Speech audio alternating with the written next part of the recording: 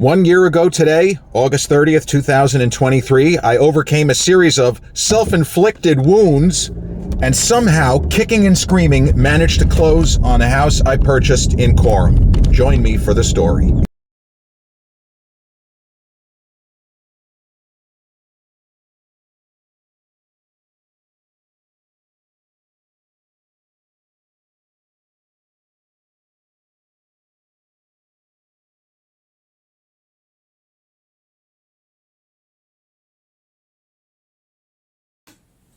And we're back, like we never left. Welcome to the Confessions of a Not So Dangerous Mind podcast. I'd like to thank you all for spending some of your Friday morning here with me in New York. Once again, we're going to skip past all that promotional jazz and get right to the guts of the episode. Today marks 1 year to the day since I closed on this house. August 30th, 2023. And under different circumstances, it would have only been a day to celebrate, if you want to use the word achievement, but to commemorate an important kind of touchstone moment in life, in our lives. For many people, I hate to say it this way, for many people, closing on a house is something that maybe only happens once. Maybe doesn't even happen at all. So it's always going to be memorable if one is fortunate enough to do that. But in this particular instance, in my particular case, it was such a long, circuitous, and ultimately torturous process from the beginning of when I put pen to paper on what became this house, that I just find it amazing that I'm even here. And I apologize in advance for anybody who is not really interested in how the real estate process works and doesn't work, and how it is possible to have financial means which appear to be easily accessible, but which actually aren't. And you can think that you're prepared and not be even the slightest bit ready for what's to come.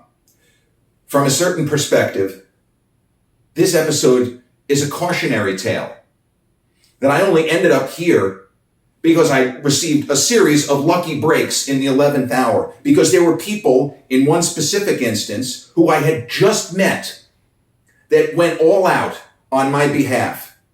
And then there were other people who had a lot at stake and risked much of themselves because I was in trouble. No matter who you are, where you are, no one does it alone. It's a myth. And I got myself in very serious trouble and managed to dig myself out. Yes, with intelligence, stick-to-itiveness, a refusal to back down in the face of disaster, but also because I had people behind me. The wind beneath the wings. And there were people who were no longer here that I could hear in my ear. Don't give up. Figure it out. We gave you the tools to figure it out. There's another path you haven't spotted yet. There is another avenue to go down. Don't turn around, come too far to just give up, to just walk away. So in March of 2022, my father and I decided that we were going to purchase this place, which was a vacant lot. It was a hole in the ground. It wasn't even yet a hole in the ground. It became a hole in the ground a few weeks after pen was put to paper on this. My father, as some of you know, he hoped to live here with me when the place was completed, but his health, which had slipped significantly, unfortunately went off a cliff from there, and he passed 5 months after, signed the paperwork. for this place. The original proposed closing date, and this is, again, the real estate thing for people who are thinking of buying a new construction. It's totally different. I know that, nail on the head. I understand. Obviously, it's totally different. But if there is already a home, the closing date is going to be a different. It's nothing theoretical. When you're relying on a builder to take a guess, well, the first closing date was January 15, 2023. Then that became April 15, 2023. And then it became who knows. But my father's plan was to sell his place in Huntington. Finance this one. I mean, I'm just a regular guy here. I don't have a spare $700,000 laying around. Most people don't. Notice I say most, because I do know people of significant means who actually have paid cash, $2 million. Well, did you at least sell your other house? Nah, didn't need to. Okay, good to know. Well, that's not going to be me. But you start to get into where you can almost be deluded into thinking that this is all normal. Just throwing numbers around, thousands of dollars, as if it's no big deal. And then when it comes time to get back to real life, when $150 here and $200 here, and paying the PSEG bill and your car insurance, then those tiny little amounts seem almost as significant as $5,000 for this and $12,000 for this, and you got to shear this guy $3,000. Yeah, $3,000. Like it's nothing. They fell behind on the construction of the house. Now, I was not upset about that. Yes, there was a fantasy that I would move in January 15 of 2023, but I wasn't really that upset. And it gave me time. It gave my sister and I and our mom time to properly mourn the mother of my father's children, Jessica and myself, and for Jessica and I to mourn our father, who had driven us insane, as we drove him insane for most of our lives, but had really, in retrospect, he'd been an even better dad than we realized, because of the way he lived his life to protect, more so me than Jessica, but lived his life to protect us. Not so much, I don't mean from the horrors of the world, but to make sure there were certain things we weren't going to have to worry about. So, the January 15, we would not have been able to properly mourn him and celebrate his life and honor his memory in the right way, because it would have been all the hustle and bustle of trying to get everything together. I had to move out of the apartment in Huntington Village and get all of the financial stuff organized and figure out, when do we put Dad's house on the market? When do we do that? And how difficult is it going to be for me to cancel all the bills in the apartment and cancel all the bills in his house? Because nobody, I don't care how much money you make or how much money you have, nobody wants to get billed twice when they don't have to. Because for all of the tough talk about $10,000 for this and $20,000 for that, nobody wants to throw money away. Everything has to have a reason. And if it doesn't pass the smell test, the bullshit detector goes off. Yeah, I'm not paying that. No, thank you. That's not necessary. We don't need to do this. We don't need to do that. Let's keep our eyes on the prize. So they fell behind on the construction of the house. I wasn't upset, but the first mistake I made. I didn't move out of my apartment in Huntington Village until the end of April of 2023. Because by that point, there was a chance of a mid-June closing, a chance. But when I was coming here, it still looked like they were months away. My mistake, my first critical mistake, was not getting more specific information from the builders. This is something that if you ever buy a new construction, here's the cautionary tale, okay? All I had to do, I had two questions I needed to ask. Number one, what's the best approximation you could give me for a closing date? Number two, and I apologize for phrasing it this way, but this is what it's called. Since I'm paying cash, nobody really pays. I mean, I'm sure there are some people that have a suitcase full of money, but when I say paying cash, meaning there's no mortgage. Cash buyers, how much notice do I get in advance of closing? Those were two critical questions that I didn't ask. And here's the other crazy thing. This you're not going to have to deal with. But it's easy for me to get caught up in my own head. We all have things that we're preoccupied with, some of which are real. And yeah, you should be preoccupied with that. I should have been preoccupied with what exactly is the closing date and how much advance notice am I going to get? Because we have to sell the house in Huntington. Didn't ask those questions.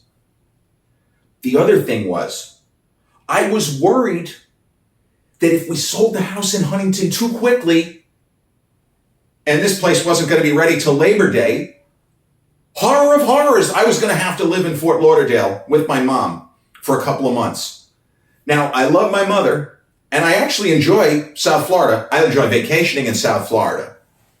The thought of being in South Florida when it's going to be 90 degrees every day, pathetic as this may be to admit, that's what I was most worried about. Oh my God.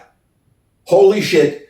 I can't live in Florida for 2 months. Oh my God. This is really what I was worried about. I didn't ask the questions, and I was worried about something that really should have been about 300th on my list of things to even ponder, let alone stress over. So my sister and I, we got the ball rolling as far as we cleaned out the house, moved everything into the garage. It's the thing with my father. He was so meticulous and fastidious. He was one of the few people in the development. Horizon Court at Huntington. You can look it up. It's a nice place. Only 25 units, townhouses like this, but about 1/8 the size. His garage, he actually liked to drive his car into the garage. He didn't use his garage for storage. He had bookshelves, but he had plenty of room to put his pretty big car in there. So there was a ton of room in the garage. Stopped parking the car in the garage, and everything from his house that was either coming over here or Jessica was going to take with her, we put into the garage. Everything else was either thrown out or given to Goodwill. It was the easiest way to do it. And sometimes there was stuff that looked like garbage. Well, we probably should give this to Goodwill. Old toys and board games and books and things of that nature. So we cleaned the house out. We had the place almost ready where we could have put the house on the market early March. Now, there was still stuff that needed to be moved out of the house to storage. Not to storage. Take to the dump or to Goodwill. But as far as the heavy lifting was finished. In hindsight, the house should have been on the market by the middle of March. I should have been out of the apartment by the end of February. Those were two critical mistakes. But instead, I didn't fully move in to Dad's house until the beginning of May. And I went to visit this place, and I said, there's no fucking way that this house is going to be ready maybe September 15th. Well, that was potentially could have been the miscalculation of a lifetime. Because in the third week of May, I got a call from one of the builders notifying me of closing June 23rd. And to say that I freaked out, you can imagine what that was like. So I wasn't expecting to get a closing date, first off, because the house seemed miles and miles away. And I wasn't expecting it to be 30 days. I thought it was going to be 60, no less than 45. But I didn't ask those questions. I was going on what I Googled. Why was I afraid to ask that question? I don't know. Maybe I thought I would ruffle feathers. But you know something? Not to sound like a tough guy, because I'm not. But when you got hundreds of thousands of dollars in the game, you ask the fucking questions. You don't worry about stepping on people's toes or making someone uncomfortable with your inquiries. Don't make that mistake. Another tip. Ask the fucking question. Ask every question. Ask too many questions. So I brought on a real estate agent, and now it was a mad scramble to try to sell my father's house and have it close in time to pay the rest of this house off. Because bear in mind, in order to secure the lot, that's what they call it. There was no home yet. It was a lot. It was a tract of land that was going to be turned into, the way that it works here, you can see this kind of stuff online. The way they build with these townhouse developments. And my dad's in Huntington was the same concept. Slightly different execution, but the same general idea. They build a huge structure, and they figure out a way to slice it more or less into 4 individual townhouses, 2 styles. The larger style on the end, the slightly smaller in the middle. And they figured out that you get the maximum total square footage, including basement, if you go for basement, which I did, if the front door is to the side, the front door of the larger units. Hey, this is like arcane stuff, but it's if you're ever going to buy a home in a community, these are the kinds of questions that you ask, and these are the kinds of things that you're presented with before you make a decision. So it was 10% of the theoretical purchase price first. And then in order to kind of guarantee, I forgot the mechanics of it, but the upshot of it is that we had a significant amount of money already invested in order to reduce the potential hit at the very end. And then to make matters either better or worse, as things started to spiral downward, the price of these homes went up.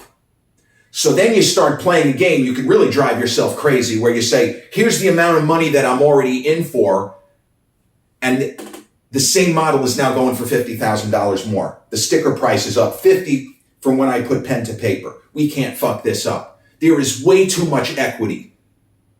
Too much money has been put into this house. So realtor comes on board and we get a showing, and right away, within 3 days, we have a buyer for Dad's house at a very good price. He was going to get a conventional mortgage. They said it was going to take between 3 and 4 weeks for all of the money to come through, essentially for Dad's house to close. And we were going to be able to get an extension. The original closing date of this place, maybe it was going to, and I don't mean to poo-poo this because this kind of money should never be poo-pooed, but maybe it would end up costing us a couple of extra $1,000 in late fees. But again, you're talking about a crazy amount of money. $2,000 doesn't seem like very much. Now, if you're talking about paying normal person bills, $2,000 is a lot of fucking money. It's levels. You understand where I'm coming from here. So this buyer, we had a verbal agreement, we had a handshake agreement. The realtor to realtor. And we would have probably just missed the June 23rd, maybe by 3 or 4 or 5 days. And the builders would have been okay with it, because I hate to say it this way also, who doesn't like getting paid immediately? There's no mortgage, there's no hesitation, the deal would be completed. Don't have to get any bank involved or anyone else involved or loan sharks, nothing. The deal would be done, everybody was happy. So we're ready to do the walkthrough of my father's house with this gentleman, a really nice guy. I liked him, shook hands, we schmoozed a little bit. He loved the neighborhood, he had grown up just outside Huntington Village. He loved the concept of the place, the fact that it was so close to the Paramount. We go into this, guy was great. We're ready to do the walkthrough the following day, and we're going to actually sign the deal 2 days later, and the guy got cold feet. Pulled up his stake, turned around, and said, I'm sorry, thanks, but no thanks, but I've reconsidered. There's a version of this where we could have fought the guy.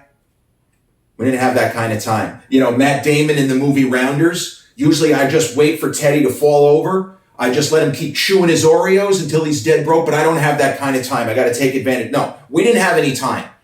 We just pivoted right around to selling the house. and it took too long.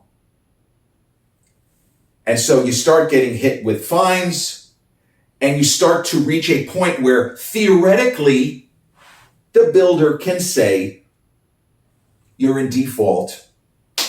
We're going to keep your investment. Have a nice life.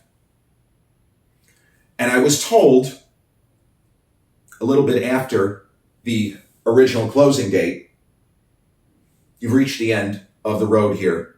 Sorry this didn't work out.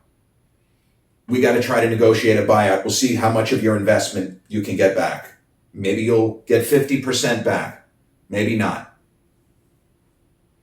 And I was gonna just go along with it because I don't like to rock the boat. But I heard the voice. I heard the voices of my dad and his dad screaming into the ether. You're not going anywhere, Junior. You stay and you figure out a way through. You don't quit. You don't give up. You threaten them right back. You want to play hardball? Okay. I can outlast you. You really want a court case out of this? And I was angry. I was mad at myself. I can't really blame anyone else. If I had asked those questions, we would have got the process starting much, much sooner. But the thing is, we always imagine huge confrontations in business, in a business setting. In this kind of situation, we imagine a fight. But just as often as not, it turns into an actual normal negotiation rather than threats. The attorney said, all right, are you okay if I propose this to the realtor? That you make an additional payment now to buy you another month and a half or 2 months? Yeah. Okay, that sounds great. So that's all it took. There was no rage. There were no threats. There was no lawsuit filed. It was a phone call from friendly acquaintances or between friendly acquaintances. Are you okay with the idea of my client giving you and your company a payment of X number of dollars, and then he gets to the middle of September to close? Yeah, that's a great idea. Why didn't I think of that? So we did that. And then lo and behold, the other dominoes started to fall. We had another buyer on Dad's house, a really, really nice lady. I hate to say it, the kind of person that my dad would have wanted to sell the house to. Really sweet. And she also loved the neighborhood. She went to the house 3 separate times, I think, did the full walkthrough, loved the neighborhood. So that went through. And it took a while. And there were additional payments that needed to be made. Sorry to say, they were all mistakes of omission. They were things that I should have covered and didn't. And then, there but for the grace of God, right? I got lucky. But I know that younger me would not have stayed the course. As soon as it was broached, I think you've reached the end of the road. Let's negotiate a buyout. Right up until age 49, I think even the previous year, I would have immediately acquiesced. But not this time. There's too much at stake. And my father put his trust and his faith in me. That I wouldn't fuck this up. I was in a very advantageous, I admit this freely, I'm not going to be stupid here. But I was put into a very advantageous position. And through not taking the correct steps that I know that my dad and his dad would never have gotten caught short, because both of those guys were hyper prepared, always. My dad would not have left a question unanswered, unasked, and neither would Grandpa. They would have made 100% certain that there was no way they could get squeezed out. I didn't do that. But then the circumstances broke my way. I heard their voices, and I refused to back up. I said, I'm going to go through it one way or another. They're going to have to forcibly take me out, because the only place I'm going is that house. There is no other outcome here that is acceptable. And I will fight to the last. Whatever it takes, I'm not going anywhere except, well, here. And that's all it took. I was imagining all kinds of, no. You plant your feet and you say, we're going to get this done. What can we do?